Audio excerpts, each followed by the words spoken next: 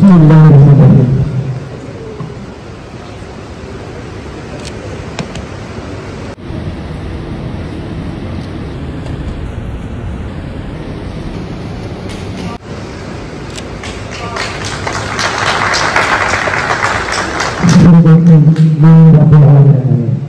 যিনি মহাবিশ্ব সৃষ্টি করেছে, যার একই সারা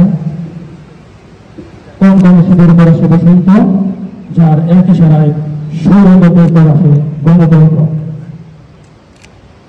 বাংলাদেশ কৃষি বিশ্ববিদ্যালয় কর্তৃক আয়োজিত জুলাই শহীদ দিবস উপলক্ষে শোককালী পরবর্তী মুক্ত আলোচনা শহীদ পরিবারদের সম্মাননা প্রদান অনুষ্ঠানে উপস্থিত বাংলাদেশ কৃষি বিশ্ববিদ্যালয়ের মাননীয় ভাইস চ্যান্সেলর মহোদয়, উপস্থিত আজকের অনুষ্ঠানে সম্মানিত সভাপতি প্রফেসর ডক্টর শহীদুল স্যার সহ আমার পরামর্শ শিক্ষক মন্ডলী, বিশ্ববিদ্যালয়ের সমস্ত শিক্ষার্থীবৃন্দ, সমস্ত ক্রিয়াশীল বেশিরভাগ বিরোধী ছাত্র সংগঠনের নেতৃবৃন্দ এবং আমার প্রান্তীয় সংগঠন ছাত্র দলের নেতৃবৃন্দ সকলকে আমার ব্যক্তিগত পক্ষ থেকে এবং আমার প্রান্তীয় সংগঠন জাতীয়তাবাদী ছাত্র দল বাংলাদেশ কৃষি বিশ্ববিদ্যালয়ের পক্ষ থেকে রক্ষণ শুভেচ্ছা এবং অভিনন্দন।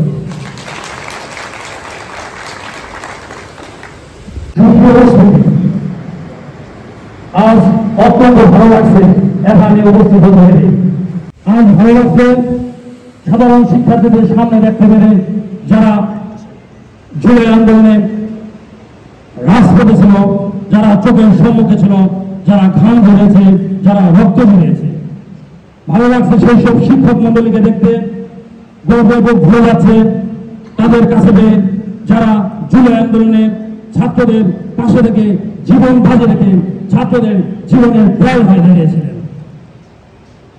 উপস্থিত নেতৃবৃন্দ, উপস্থিত সাধারণ শিক্ষার্থী এবং শিক্ষক মন্ডলী, আপনারা নিশ্চয়ই অবগত রয়েছেন জুলাই আন্দোলনের মোড় ঘুরে যায় 16 জুলাই। ঠিক এই দিনটির আগের দিন 15 জুলাই জুলাই আন্দোলনের প্রথম শহীদ আবু সাঈদ ভাইয়ের ওয়ালে একটি লেখা ছিল।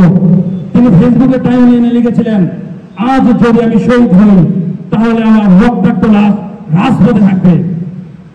যখন ছাত্র সমাজ বিজয় মিছিল নিয়ে বাসায় ফিরবে, তখন আমাকে বিজয়ী বেশে দাফন করবেন। আমার পিতামাতা পরাজিত কোন ছেলের লাশ গ্রহণ করবে না। সেদিন থেকে আমরা একটা প্রাণ পেয়েছিলাম আন্দোলনে। তারপর শহীদ হয়েছিল চট্টগ্রামের কৃতি সন্তান ছাত্রদের প্রথম শহীদ ওয়াসিম আকরাম। তারপরে সারা বাংলাদেশ প্রকম্পিত করেছিল একটি মাত্র শব্দ, পানি লাগবে পানি। মুক্ত হয় তার বুকের তাজা রক্ত দিয়েছিল আমাদের সুস্থভাবে সঠিকভাবে গণতান্ত্রিক বাংলাদেশে পানি পান করার জন্য। আমরা শ্রদ্ধা করে সেই সব শহীদদের স্মরণ করি, যে শহীদদের রক্তের বিনিময়ে আমরা স্বৈরতন্ত্রমুক্ত বাংলাদেশ পেয়েছি। আমরা শ্রদ্ধা করে স্মরণ করতে চাই সেই সব আহত শিক্ষার্থীদের, সেই সব আহত কৃষক, শ্রমিক, জনপ্রিয় মানুষের। আমি শ্রদ্ধা করে স্মরণ করতে চাই সেই সব শিক্ষক মন্ডলী, অফিসারদের, যারা শ্রম দিয়েছে, যারা ঘাম দিয়েছে, যারা রক্ত দিয়েছে, যারা পিছনে দেও হয়ে দাঁড়িয়েছে। তাদের জন্য আজকে আমরা স্বৈরাচার ফ্যাসিস্ট মুক্ত গণতান্ত্রিক বাংলাদেশ পেতে যাচ্ছি।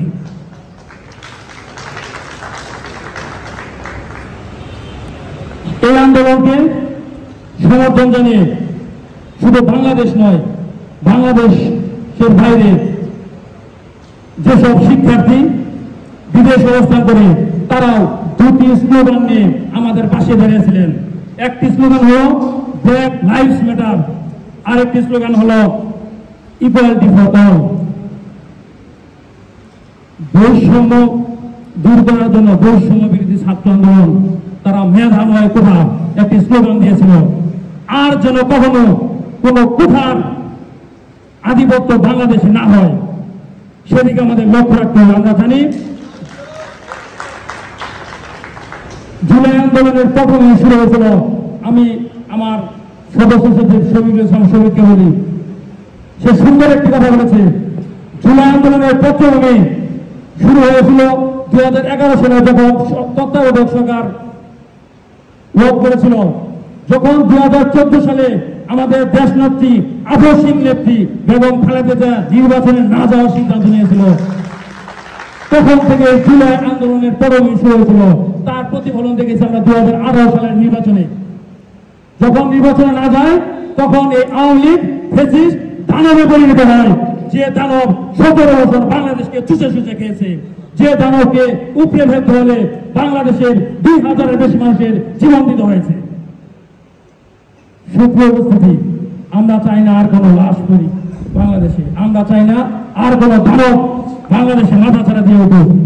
আমরা চাই সুজলা সুফলা শস্য শ্যামলা বাংলাদেশ, সুজলা সুফলা শস্য শ্যামলা বাংলাদেশ পেতে আমার নেতা দেশ নায়ক তারেক রহমান বাংলাদেশকে সংস্কারের জন্য 31 দফা দিয়েছেন।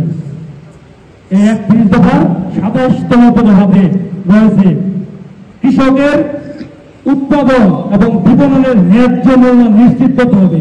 একজন কৃষক, আমি গর্ববোধ করি আমি একজন কৃষকের সন্তান। একজন কৃষক যখন তার ন্যায্য মূল্য পাবে, তখন বাংলাদেশ সুন্দর সবলা শস্য সবলা বাংলাদেশ হিসাবে পরিচালিত হবে। একমাত্র কৃষিবিজ্ঞান বাংলাদেশের অর্থনৈতিক চাকাকে সচল রাখে। বাংলাদেশের কৃষিবিজ্ঞান শুধু লেখাপড়া বা গবেষণাগারে থাকে না। বাংলাদেশের কৃষিবিজ্ঞান বাংলাদেশের অর্থনীতিকে সচল রাখার জন্য সর্বোচ্চ ভূমিকা রাখে। আজ বাংলাদেশের পুরো প্রত্যন্ত অঞ্চলেও কেউ বলতে পারবে না না খেয়ে রয়েছে মানুষ, কেউ বলতে পারবে না মানুষ আমিষের অভাবে বলছে। এর কারণ একমাত্র কৃষিবিদ্যায়। জুলাই আন্দোলনে কৃষকদের প্রতি আমাদের আলাদা দৃষ্টি রেখে সে স্বপ্ন, কৃষকের স্বপ্ন আমাদের বাস্তবায়ন করতে হবে। সুপ্রিয় উপস্থিতি, বক্তৃতার দীর্ঘস্থায়ী করব না, শুধু বলতে চাই সদর অফিসার, মন্ত্রী, সচিব, ঋষি সবকিছু ধ্বংস হলেও ধ্বংস হবে না কৃষি।